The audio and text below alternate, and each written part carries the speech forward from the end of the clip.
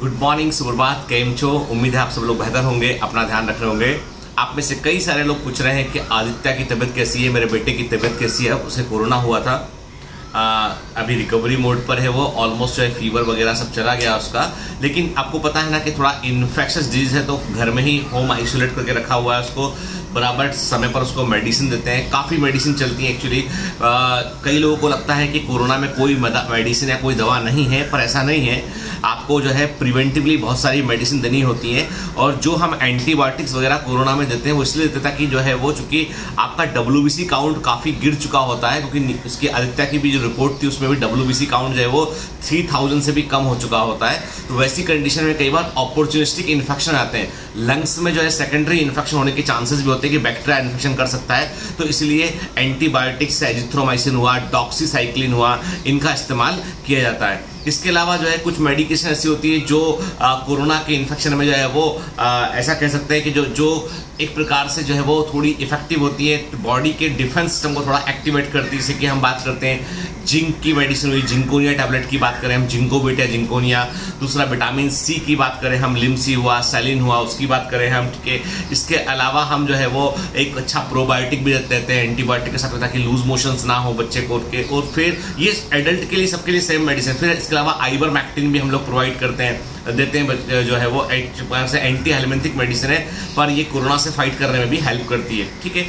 तो there is the protocol. और जहां लगता है थोड़े सिम्टम ज़्यादा है, चेस्ट में थोड़ा ज़्यादा इन्वॉल्वमेंट है, तो वहां पर फिर हम लोग जो है वो फेविफ्लू जैसे जो है वो एंटीवायरल मेडिसिन भी यूज़ करते हैं। और मॉडरेट और सीवियर केसेज में हमको इंजेक्टेबल रेमडेसिविर वगैरह भी देना पड़ता है। तो इसका अपना कायदा ट्रीटमेंट प्रोटोकॉल है। और जो एडल्ट पेशेंट होते हैं, जैसे मान लो आपके घर में कोई एडल्ट पेशेंट है जो कोरोना पॉजिटिव हो, तो ये एक बात ध्यान रखिएगा, उनके ट्रीटमेंट में एक मेडिसिन जरूर शामिल होना चाहिए, वो है इकोस्प्रिन, ठीक है ना।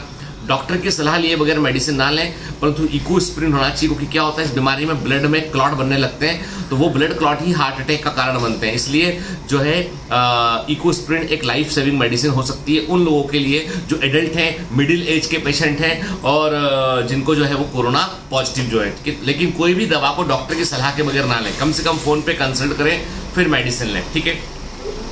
आज हम बात करेंगे एब्यूजिव रिलेशनशिप पे।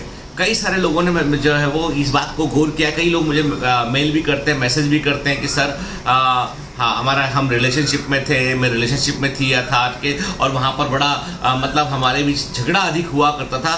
प्रेम की बात हम करें तो वो कम थी, झगड़े की बात अधिक थी, एक दूसरे को कंट्रोल करने जैसी पोजीशन आ चुकी थी। और कई बार क्या होता है कि गर्ल्स के साथ तो ये बहुत ज़्यादा प्रॉब्लम होती है, बॉयज़ तो फिर भी थोड़ा रिवॉल्ट कर जाते हैं, पर लड़कियों के साथ बहुत प्रॉब्लम होती है कि रिलेशनशिप कई बार जो है वो शुरू होती है किसी अच्छी चीज़ के लिए, और बाद में वो एब्यूजिव रिलेशनशिप में, जिसमें कि सामने वाला व्यक्ति आपके जाने आने को, उठने बैठने को, किससे बात करना है, किससे बात नहीं करना है, कब घर से बाहर निकलना है, घर से बाहर नहीं निकलना है, उसको कंट्रोल करने वाला दूसरा व्यक्ति बाहर से आ गया। एक तो पहले पिताजी कंट्रोल करते थे, फिर बड़ा भाई कंट्रोल करता था, एक तीसरा आदमी आ गया वो और कंट्रोल कर रहा है, तो वो कई बार व्यक्ति को बहुत बंधा बंधा लगता है। एक बात क्लियर कर दूं मैं, रिलेशनशिप का सबसे बड़ा फंडा ये है कि आप उनको थोपिए मत अपने ऊपर, आप उसको अपने ऊपर थोपो मत। आप रिलेशनशिप का दूसरे के ऊपर मत थोपो, अपने ऊपर मत थोपो। के रिलेशनशिप का सबसे बड़ा फंडा ये है कि गिव लिबर्टी, खुद को भी आज़ादी प्रदान कीजिए, सामने वाले को भी आज़ादी प्रदान कीजिए कि उस पर, और उसके बाद ट्रस्ट कीजिए, भरोसा कीजिए, आज़ादी प्रदान कीजिए, तो आपका रिलेशनशिप लंबा चलेगा। अब होता क्या है कि कई बार जो है लोग बाग सोचते हैं कि ओवर पॉजिटिवनेस जो होती है ना, वो रिलेशनशिप में डालने वाला पहला जहर है। देखो, रिलेशनशिप को खत्म करने वाले 2-3 पॉइजन होते हैं। तो सबसे पहला पॉइजन जो है वो है आपका कि आप ओवर पॉजिटिव हो गए, वो पॉइजन है, प्रेम नहीं है। लोग प्रेम को और पॉइजन को जो है कंफ्यूज कर जाते हैं। It's a poison, first poison. Second poison is that कि आपने सामने वाले पे डाउट करना शुरू कर दिया, शक करना शुरू कर दिया, दूसरा पॉइजन हो गया वो।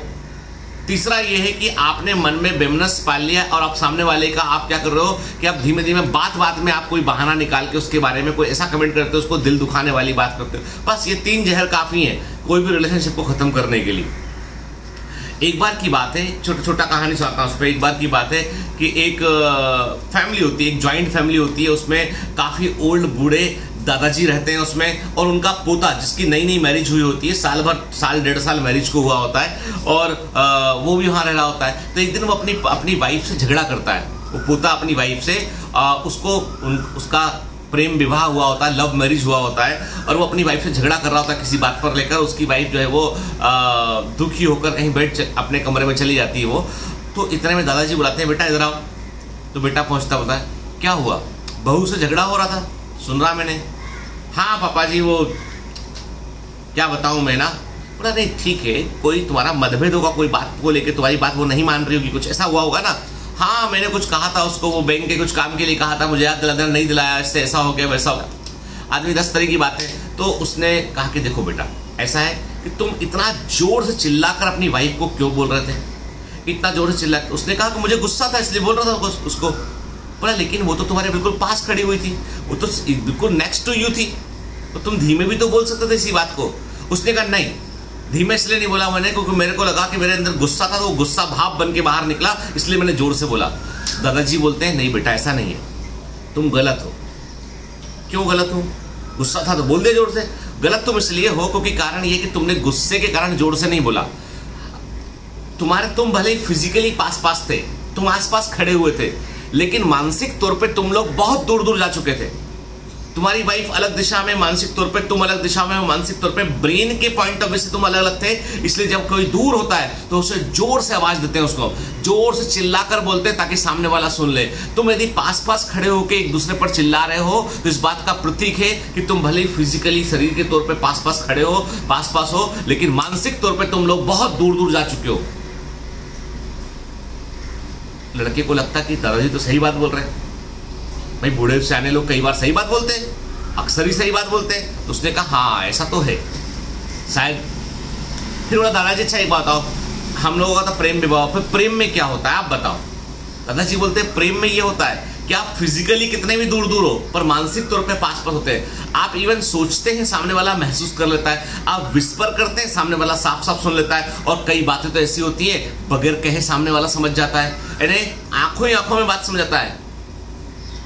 वो प्रेम है जहां पर आपको बोलने की भी आवश्यकता नहीं है। आप फिजिकली कितने दूर दूर हो पर मानसिक तौर पे पास पास होते हैं। यही तो फर्क है प्रेम के होने और ना होने में। तो जितने भी लोग एब्यूजिव रिलेशनशिप में, जहां पर झगड़ा हो रहा है, जहां पर रोज का तनाव है, जहां पर आपके अपने लक्ष्य पढ़ने लिखने को लेकर जो है वो आप तनाव में रहते हैं, जहां पर आपको जो है वो टेंशन रहता है इस बात का कि भैया सामने वाला क्या बोलेगा, उससे झगड़ा करना, मतलब आपको एक प्रकार की बेचैनी है। आप रिलेशनशिप में रहना भी चाहते हैं और उससे छुटकारा भी चाहते हैं। मान लीजिए आप फिजिकली भले ही पास पास में हो, आस पास हो, आपको लगता है ऐसा, लेकिन मानसिक तौर पर डिपार्टेशन की शुरुआत हो चुकी है, डिपार्ट होना शुरू हो चुका है। जो सपोर्ट ना करे, जो साथ ना दे, जो यकीन ना करे, भरोसा ना करे, वो रिलेशनशिप तो किसी काम का ही नहीं है। क्योंकि जीवन में हम सिर्फ एक संबंध चुनते हैं, बाकी सब तो बने बनाए आते हैं। माता पिता रेडीमेड होते बने बनाए आते हैं, भाई बहन रेडीमेड बने बनाए आते हैं, ठीक है। दोस्त यार हम चुनते हैं और अपना लाइफ पार्टनर हम चुनते हैं। तो ये जो जहां चुनाव की बात है, और दोस्त यार भी आपको बताओ, दोस्त यार सबसे ईमानदार कैसे होते हैं? क्योंकि वो आपके जैसे होते हो, जैसे आप रहोगे वैसे फ्रेंड सर्कल आपको मिलेगा। तो सबसे अधिक आदमी बेपर्दा किसी के सामने होता है तो अपने क्लोज फ्रेंड के सामने होता है, जिससे कोई हर बात उसको शेयर कर लेता है। जब रिलेशनशिप की बात आती है तो सबसे बड़ी बात आपको बताता हूं मैं कि प्रेम और दोस्ती में बहुत ज्यादा फर्क नहीं है। अच्छी फ्रेंडशिप, यदि आप अपने पार्टनर से अच्छी फ्रेंडशिप का वायदा करते हैं, आप प्रेम का वायदा मत कीजिए, अच्छी दोस्ती का वायदा कीजिए, फिर देखिए आप रिलेशनशिप में प्यार भी रहेगा, सब कुछ रहेगा। आज का ये जो मॉर्निंग मोटिवेशन है, ये स्पेशल रिक्वेस्ट पे था। कई लोगों ने मुझे बार बार रिक्वेस्ट किया सर आप इस बारे में बोलिए, इस बारे में बोलिए।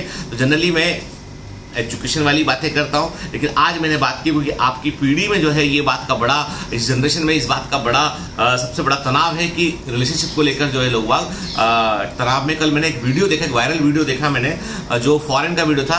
एक लड़की एक लड़के के साथ में होती है और वो लड़का एब्यूसिव रहता है। वो लड़का क्या करता है, उस लड़की को कंट्रोल करने की कोशिश करता है, कैसे खाना है, कैसे बैठना है। और लड़की बहुत मतलब वो लड़की को एक प्रकार से वहाँ पे तो क्या होता है, कई बार लोग लिव इन टाइप के रिलेशनशिप में भी होते हैं। तो वो लड़की शायद उसके साथ ऐसे रही होगी, तो वो लड़की फिर वेटर को धीमे से लिख के देती है कि मैं पुलिस की हेल्प चाहिए मुझे। तो वेटर पुलिस मंगाता है, फिर लड़की को रेस्क्यू करते हैं उसके एब्यूजिव बॉयफ्रेंड से। वो मारता भी था उसको, उसने बताया लड़की ने, उसको बहुत जो है वो टॉर्चर भी करता था उसको, वो कहीं छोड़ता भी था, हर समय साथ लेके जाएगा उसको अपने।